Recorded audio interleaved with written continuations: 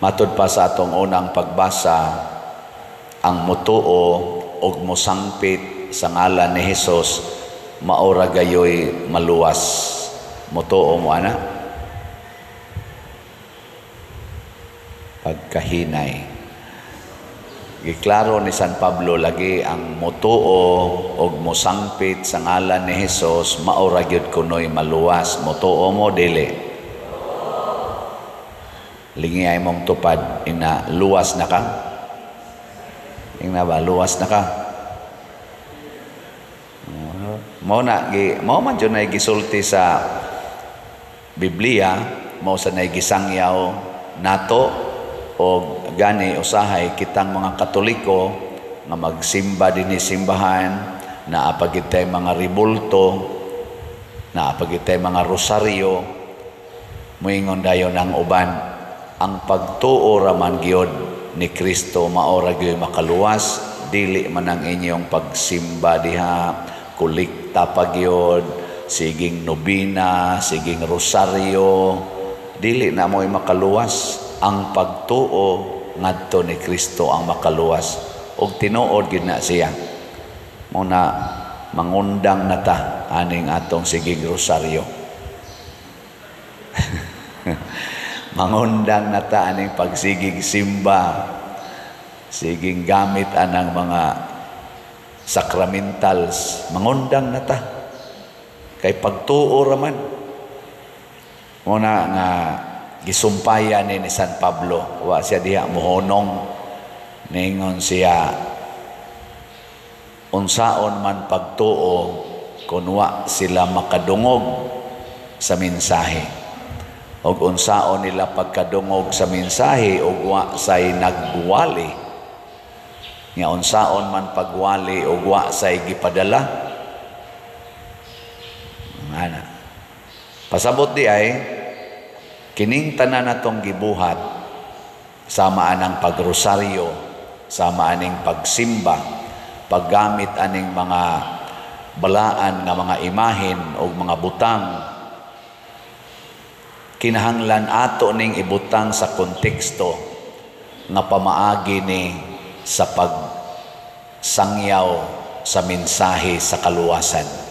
Pasabot, dili ni mga tuo-tuo, kung dili pagpakita ni nga mituo ta sa usa ka Dios ug mituo ta ni Kristo.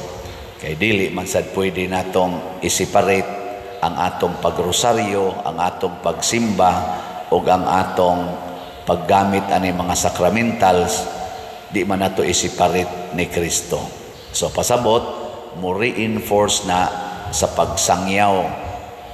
Nya unsaon nato pagsiguro nga mo reinforce na sa pagsangyaw? Mauna na siya ay muhatag nato kalig-on sa pagsunod sa pulong sa Ginoo. Magrosaryo ta, example lang, Mysterious Kalipay. Unsay ikatulong Mysterious Kalipay? Duha ra gyud kabuk na hibaw, wala gigin mo'y rosaryo. Ang pagkatao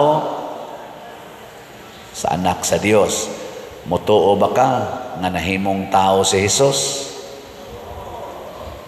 Nya musunod ba ka ni Hesus? Isip tao ka. Nya kay si Hesus nahigugma mas kaaway, mahigugma ba kas imong kaaway? Kay si Hesus gilansang sa krus, musugot ba kag ilansang kas krus? Sugod nagreklamo. Pasabot og magrosaryo ka, nya dili ka gustong mo puyo anang maong misteryo sa iyang pagkahimong tao. Example lang, ang imong pagrosaryo wa makonektar ni Kristo. Mao na gitawag og tuo-tuo. Munang moingon ko, hasta ning mga sakramental sa simbahan, rosaryo, kasta ganining misa, hasta ng pagpilgrimage, usahay gigamit nato sa tuo-tuo. Kay wa naman nato gisangyaw ang mensahe sa kaluwasan. Muna sila si San Andres o mga apostol, hasta gani ang ato mga santos, labi na si Pedro Calungsod, Lorenzo Ruiz, gipuy-an nila ang misteryo sa pagkatao ni Hesus, og ang unsa may misteryo katingalahan kaayo dili matugkad nga ang Ginoo nahimong tao, nialagad sa mga tao, gipaantos sa mga tao o gipatay sa mga tao dinhi sa kalibutan, pero wa gyud mo reklamo. Kana mo'y misteryo sa kaluwasan nga atong isangyaw. Giling nga imong tupad. Na sangyawan ti ka, sugod karon. Sangyawan ti ka. Pasabot, kamong mga asawa, andam na mong musangyaw sa mensahis Ginoo ngadto sa inyong mga bana, sa inyong pulong ug buhat. Nya magsige mo yaw-yaw sa inyong bana, nagsangyaw mo sa ebanghelyo. Wa. Nya sige kag simba, magliktor pa ka dire. Nya magyaw-yaw lang gyapon ka. Unsa man na? Judas ka. Ika mo'y Judas. Sige kuyog-kuyog ni Hesus, nya lain ang gibuhat. Sige kog misa dire, sige gwali, nya kwarta ra gyapoy gihuna-huna. Judas, tanawas Judas, sige kuyog ni Hesus, kwarta mo gihuna-huna. Hangtod si Hesus iya pag yung gibaligya. Unsa may kinaiya sa tinuod nga magsasangyaw, mobiya sa pangwarta. Muna sila si San Pedro, si San Andres, kaniso Andres, Juan o uban pang mga apostoles namiya sa ilang livelihood, sa ilang pangwarta. Una kining sige na kog baligyag slat dinhi, gusto nako nga mobiya mo anang inyong kwarta, ihatag na dinhi sa simbahan. Bitaw, kay inig palit ninyo og slat, inyo naman ang ihatag dinhi sa simbahan. Di sa to pa inyong gibiyaan. Pero di mo palit, sige mong tigom, sigtigom. Para unsa man na. Aron anha na kamusalig sa imong kwarta, nya kana na imong isangyaw nga mo na imong kaluwasan. Oy, hilas biya nimo. Tanawag masakit kag stage 4 cancer, nya naa kay billions. Kinsa may imong sangpiton, may imong ka kwarta nga billions, akong billions luwasa in town ko mo ana ka. Oh, minsan pag na kay millions, billions diya, mas stage 4 cancer ka, colon cancer, pancreatic cancer, cervical cancer, breast cancer, liver cancer, basta god makapang ngapkap kung kag Ginoo. Nya mo na nang panahon na nga moduol din kag pari. La dool sa pari. Tiwasan sa kas pari. O ari ka mo dool nako, tiwasan ti ka. Ingno nako kanang imong billions ipalit nagslat. Unya dawata nga hapit na ka mamatay. Dawata. Nya tuo nga inig human imong kamatay, nya imo nang gidonate ang imong kwarta dinhi simbahan. Ato na nang gastuon para itabang sa mga kabos. Tuo nga inig kahuman imong kamatay, naa kay kinabuhing way katapusan. Wala na'y kanser, wala na didtoy kana ganing kalisdanan o kasakitan.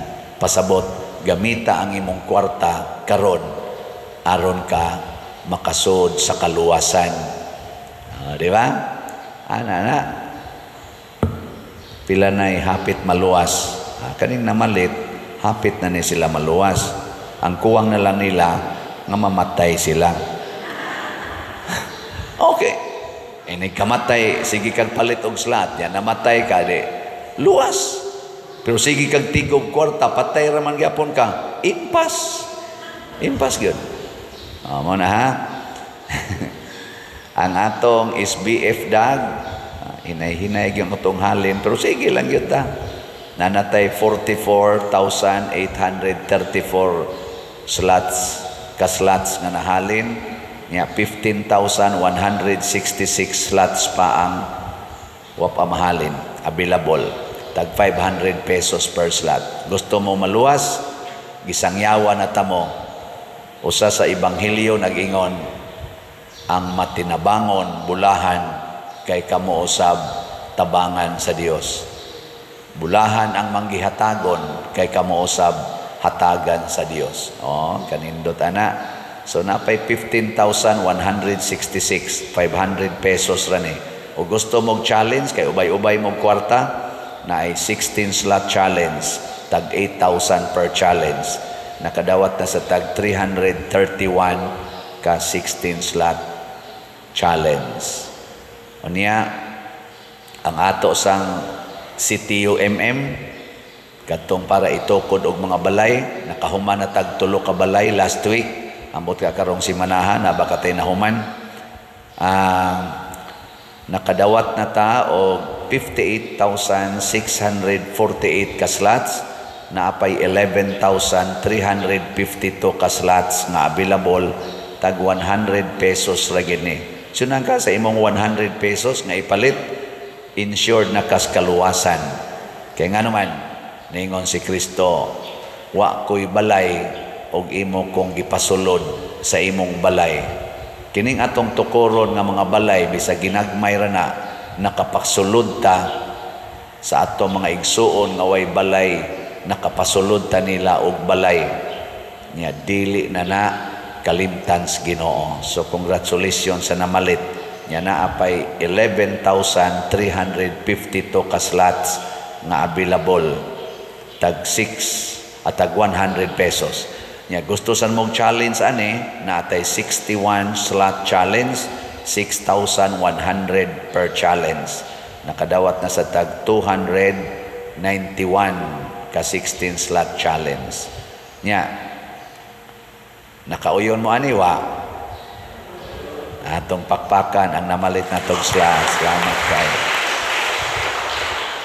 Natay pinaka simple nga paagi aron malangit sa ta, pinaagi sa simbahan. Unsaon man, support lang mo sa atong YouTube channel kaning Padresiano Ubod.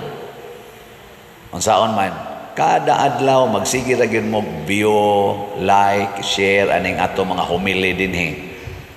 209,000 naman tingin atong subscribers nya. Subscribe nya, inyo pag yung imbitaron ang inyong mga kaila. Unsa may mahitabo, pasalamat ta sa YouTube nga maay silang muhatag og share nato sa ilang income. Maka-income ta. Nya kining atong income ipanghatag ta ni atong way gikaon. Nadadagan kayo para ospital, para lungon, usahay para sa mga estudyante.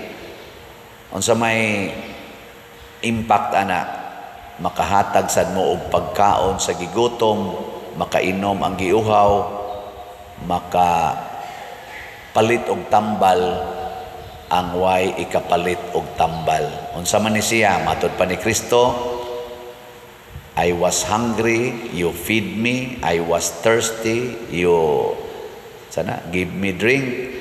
I was sick and you care for me. Aparte daghana di mangayo nato. Nya pinaagi ang inyong pagsigig like, view, share aning atong YouTube.